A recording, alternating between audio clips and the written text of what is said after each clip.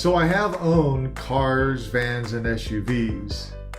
My first car was a Ford LTD, which I inherited. When I went to a Navy school in the Chicago area, I left that with my mother and bought an old 60s Mercury Monterey, which I intended to junk after school finished. When I transferred to San Diego and came back from overseas, I bought a motorcycle. I'll go back to that in the motorcycle section. Several years went by where motorcycles and bicycles met most of my needs. I did briefly share ownership of an old Ford Econoline. It was useful for group road trips.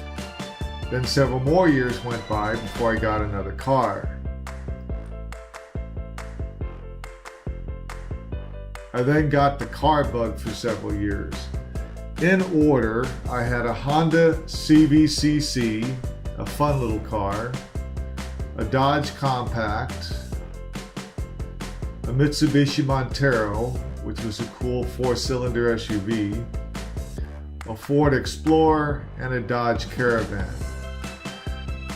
I don't really remember why I switched to 4 wheels after so long without them, but I sometimes still had a motorbike or bicycle. I remember using the CVCC and the Montero to go on some backcountry trips. I would sometimes drive into the mountains, park, and then continue on mountain trails via mountain bikes. I also remember feeling like going carless again multiple times. I actually did between the Montero and Explorer for about a year. I now have been carless since 2007. And in all honesty, I don't have any desire to go back to them.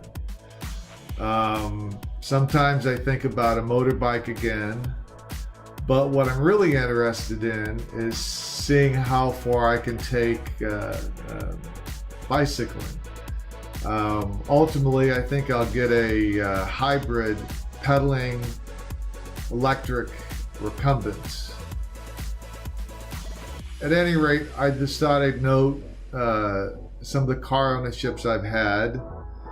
I do understand the usefulness of cars. I'm not completely against them. I do rent a U-Haul truck every now and then, or a car, like when I did a recent trip up to visit my brother in Missouri. But I really think there's sometimes less of a need for them than people realize.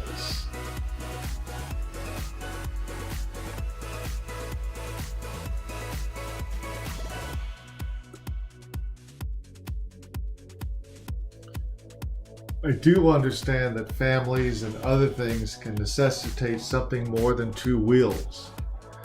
And I don't automatically make judgments on those who have cars. But I do see that many people go far beyond what is needed. I was one of those people. But when the Caravan's transmission went out, I looked closely at my needs and my recreational desires. I compared them to the environmental impact and traffic congestion factors. I realized that I could align my environmental ethics more closely to my vehicle choices. So I initially chose to get back into motorbikes.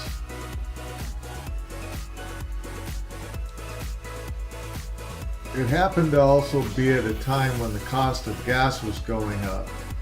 At 50 plus miles to the gallon, I felt that my choice was more environmental and cost effective.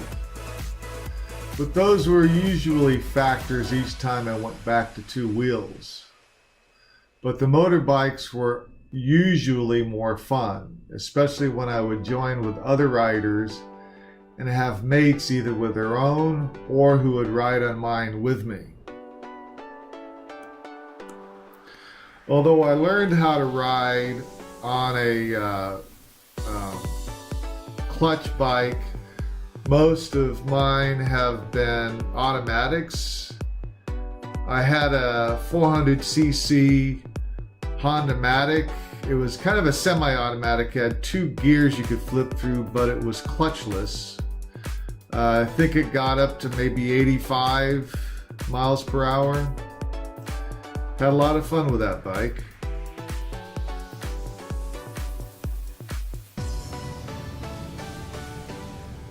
I went with a Honda Helix for a while. It was a 250cc automatic. I think it got up to maybe 70, 75 miles per hour. I think I had gotten a really good deal with it, and I had kind of a cost situation at the time, so I went with it. But I had it for a while and it worked out okay. I didn't have any problems with it. It was freeway legal. This is me on a Yamaha Majesty 400cc. This went up to about 105 miles per hour on a straight stretch. I had it for a few years. This was actually the first one in 2007. Put a lot of miles on that bike, did long distance trips with it, as I did with the Honda Matic too. This was the Kymco 500cc. It was a nice bike, had it for a couple of years. The problem I had with it was one mechanic that happened to work on it in the Houston area. The one shop that kept working on it kept changing their mechanics, and that made it difficult to work on. The bike itself was sound.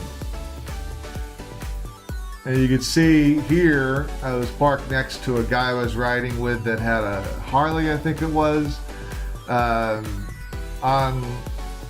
each of the bikes except for the Honda Helix, I rode numerous times with people on the regular bikes, and if you're 400cc and up, for the most part on a lot of rides you can keep pace pretty well. If I ever do go back to a motorbike, I'll probably go with the Suzuki Bergman 650. I had a chance to ride it. One of the guys that I was on a tour with had one, and it's a really nice bike. At any rate, that's been my riding style.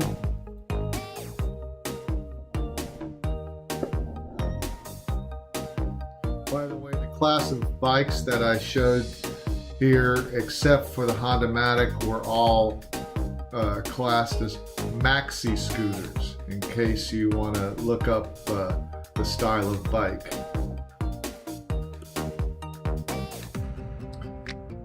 As a kid, bicycles were a source of freedom. Then there were periods as an adult when economics motivated my choice to bicycle. But the physicality of bicycling has also been motivators, especially when I lived in Santa Barbara, which was a bicycle-friendly town and had a lot of diverse riding areas. I admit that the environmental aspects only came to mind in the last few years, but that is definitely an important factor. Now that economics are not as much of a factor, I can easily afford another gas-powered ride, but I have become more attuned to the environment, plus I find the physical aspects very desirable. Cycling helps my fitness goals, and it is frankly addictive for me to feel the various sensations of cycling. The more I cycle, the more I want to cycle. I love long rides. I admit it does change the social aspect. At first, it was a bit isolating in the size of the city where I currently live. But there is a sizable cycling culture, maybe even more so than the motorbiking culture. So I find that I am orienting again to other like-minded folk. One positive thing about this city is that there are more riding areas than non-riders realize, at least compared to some cities. I haven't yet gotten as involved with the cycling culture here as I did in California, but I look forward to doing so. In an earlier video, I talked about physical ethics. Two of them are environmental and personal ethics. I feel that cycling is completely aligned with my environmental and personal ethics. I feel good about not contributing to pollution. And I feel healthier since I got back into cycling. It's been 4 years now since I have been cycling full time. I was cycling some before. When I had the SUV and van, I would load the bike up and go different places to ride on weekends. I also commuted via bike when the vehicles were in the shop. When I had the recent motorbikes, I would alternate on the weekends between riding the motorbike and cycling. When the lack of shops to do work on the Kimco got to be too much of a hassle, I thought about getting the Suzuki Bergman, but I decided to experiment with cycling full time. I tried it for 3 months before switching completely. It worked out, so I made the commitment. Having gone with a recumbent helped. As I mentioned earlier, I do have a history of cycling. For years in California, I switched back and forth between motorbikes and bicycles. I did a number of bicycle tours. I did rides between Santa Barbara and San Diego, as well as points in between. I did a number of mountain tours. I rode the Mojave Desert, and I rode 3 times through Big Sur from Santa Barbara, twice to Santa Cruz, and once to San Francisco. I also had a year before I moved here to Houston, when I was in San Diego, when I was in between SUVs. I cycled in San Diego, all around different parts of San Diego, as well as commuting to work. Once I moved to Houston, I admittedly got a bit fat and lazy, in part because the town was a bit overwhelming. It was far larger than I thought it was. The weather had more extremes, and so it was surprisingly easy to get fully absorbed into car culture. But as this video illustrates, I had various motivations that led me back into 2 wheels, first motorbikes and then bicycling. Now that I'm bicycling, I really want to see how far I can take this. At some point, I'll probably add an electrical component, turn it into a pedaling electric hybrid. But I think with the modern technologies for bicycles, I might very well be able to continue cycling for the rest of my life.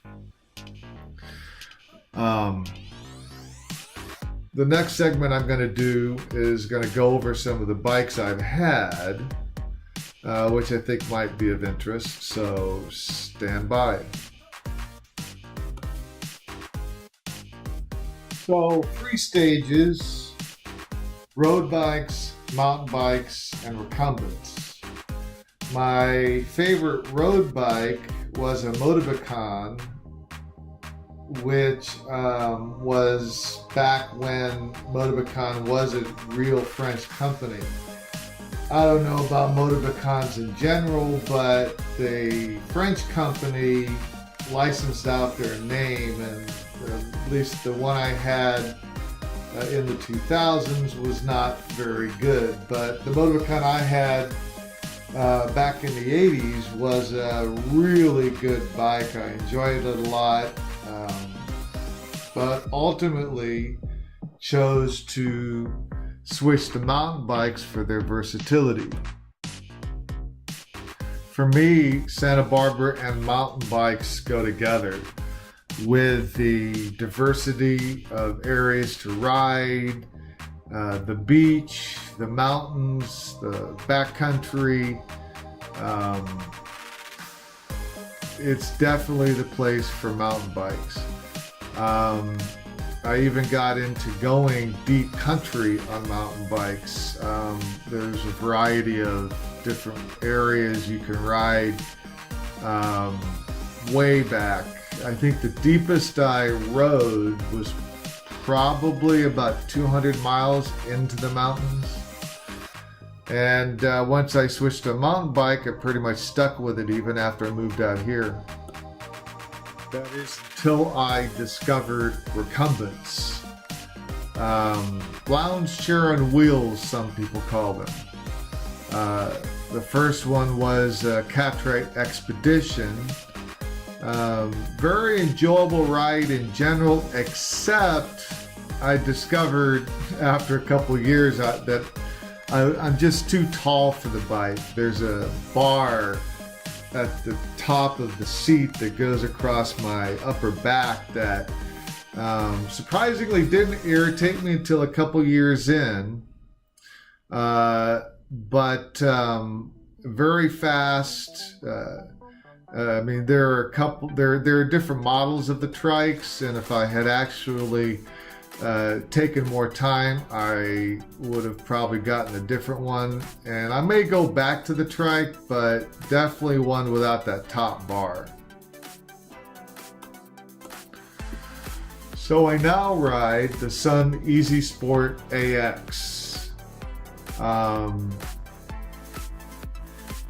Generally, I like the ride. Definitely doesn't have the top bar that the Expedition has. I may go back to a trike at some point, but I definitely would need to test ride it more thoroughly than I did the Expedition. For now, the Sun works fine for me. I added on a back basket, got four saddlebags actually, 2 under the seat, 2 hang off the basket when I need to, and I have the trailer, so it takes care of all my commuting needs. And I've been getting some long distance in it. Longest ride I've done so far on it is about 100 miles. I'm definitely sold on recumbents. I obviously don't have the versatility that I had with mountain bikes, but I have to admit I've definitely got into the comfort of that lounge chair on wheels. I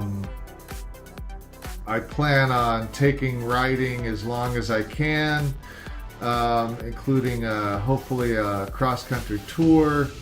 And one type of recumbent or another will pretty much be what I'll be using.